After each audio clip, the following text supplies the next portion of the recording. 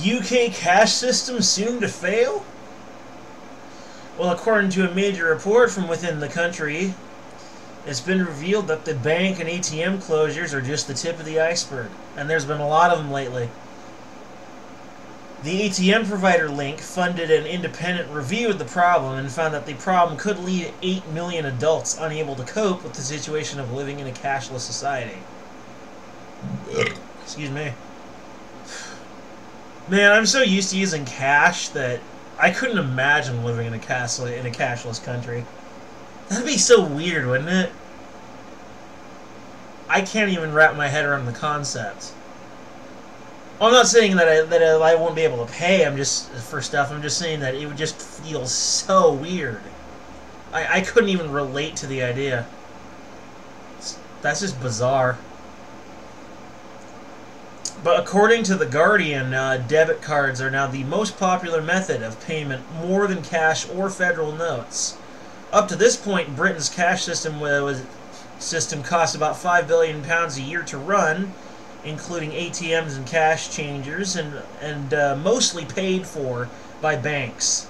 And now they are calling on their government to do something to solve the issue. Yeah, but with the history of the British government, you think they're going to be in any way competent in solving this issue? I would say probably not.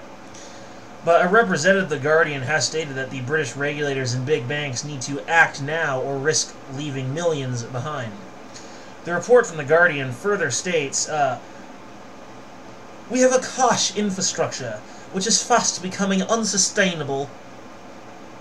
Some of these companies may consider exiting the market as its profitability declines, leading to the risk of disorderly collapse. Without an effective wholesale cash infrastructure, ATMs won't get filled, cash deposits won't get counted, and we won't trust the value of money. The UK is simply not ready to go cashless, as 2.2 million are still paying with cash, and it's estimated that at least 300 ATMs close a month. Whew, that's a lot. Wow! As a result of fewer and fewer cash withdrawals. And even worse still is that the British banks are now experiencing IT and security failures. Great. And the future of cash money in Britain looks pretty grim. Now, you know shit's up when the IT and security failures are going on, and that means your ass is getting hacked. And this is a hell of a time for it to happen. But the MP of the Commons Treasury Committee has stated that the simple truth is that leaving the future of cash to be determined by market forces will not work, in response to the Guardian report. Yeah, well, you know, the British have always been really suspicious of market forces. Market forces don't work for us. Market forces cannot be trusted. They cannot be inherently trusted or distrusted. Market forces don't have a personality.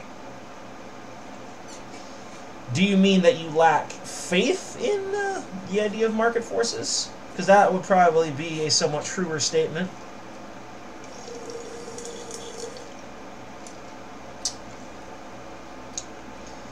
These politicians always think that, like, just leaving it to market forces, you know, oh, look at all these risks that we imagine might happen. Look at all these horrible disasters we think might happen. I have a question for you. Do you think or do you know? That's a simple question. Can someone answer that for me? Do you think or do you know? Do you know market forces are bad, or do you think market forces are bad? Do you know these disasters will really happen, or do you think these disasters will really happen? Answer me that. Let's talk about America, for instance. How about the Great Depression and how it eventually ended and the country recovered somewhat? People always blame that recovery on the New Deal. But was it really the New Deal, or was it market forces that inevitably corrected themselves because there is a system of checks and balances put in place by the Founding Fathers? In fact, most countries, I'm sure, have some kind of system of checks and balances in their economy so they don't have to regulate. You know, unless your country is purely communistic or socialistic. Then you probably don't. Then you probably need the state to regulate it. But in most cases, market forces should be permitted to function on their own. In a lot of cases. I think only in the most extreme circumstances should a state ever need to regulate its own economy. And I mean, we're talking really extreme here. And yeah, admittedly, this issue of Britain potentially going cashless is pretty close to the red mark. Right? This is near disaster. You know, we're heading into the danger zone. Highway to the danger zone where there's no money. Britain going woo-woo! Yeah.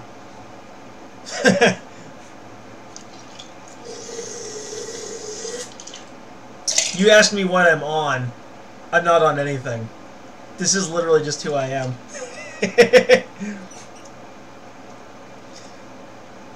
Bottom line is, I think people need to have more faith in market forces. And just let the economy take care of itself, as it is capable of doing in most capitalist nations, particularly the United States and Britain. I mean, yeah, this is a huge issue. They had to lose their cash system. And a lot of people are going to end up being unable to pay for things. And naturally, personal debt of its citizens will eventually add towards Britain's national debt. And trust me, as an American, I can tell you, you don't want to be in that boat. We've been in it for a long-ass time. You don't want to fall into that trap, Britain. You want to climb out of that as soon as you can, or else you'll spend the rest of your existence trying to climb out of it.